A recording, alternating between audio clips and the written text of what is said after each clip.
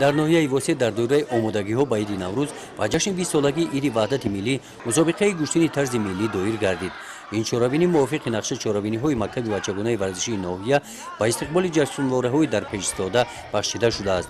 иштирокчиёни ин чорабинии варзишӣ наврасон ва ҷавонон аз ҳамаи ҷамоатҳои деҳоти ноҳия бо тайёрӣ ҳамаҷониба ба ин мусобиқа омадаанд. зиёда аз 200 нафар рӯзи ҳамҷода баромад кардастанд гӯштини миллида.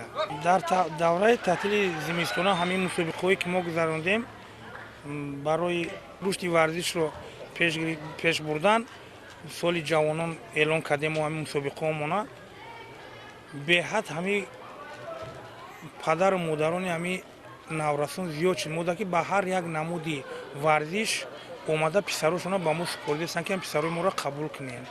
мо дар ҳамин таътили зимистона қариб 12-13 намуди варзишра мо мусобиқаша гузарондем. дар ноҳияи восеъ бо дастгирии мақомоти иҷроии ҳокимияти давлатии ноҳия бо саҳми соҳибкорон ин толори варзишӣ таъмиру тармим карда шуда барои машқу тамрин ҳамаи шароитҳо инҷо муҳайё карда шудааст. ҳамин аст ки таваҷҷӯҳи наврасон ба ин намуди варзиш зиёд гардидааст. завқи наврасон беҳад бисёр шуда. агар ҳози бо гуфтаистам ки ай ҳамин намудҳои варзиш моро падару модарои наврасон бисёр шудаистанд ки муроҷиат кардаистанд ки писарои моро ҳамин намудҳоро гирифта таълим диҳанд машқ кунанд.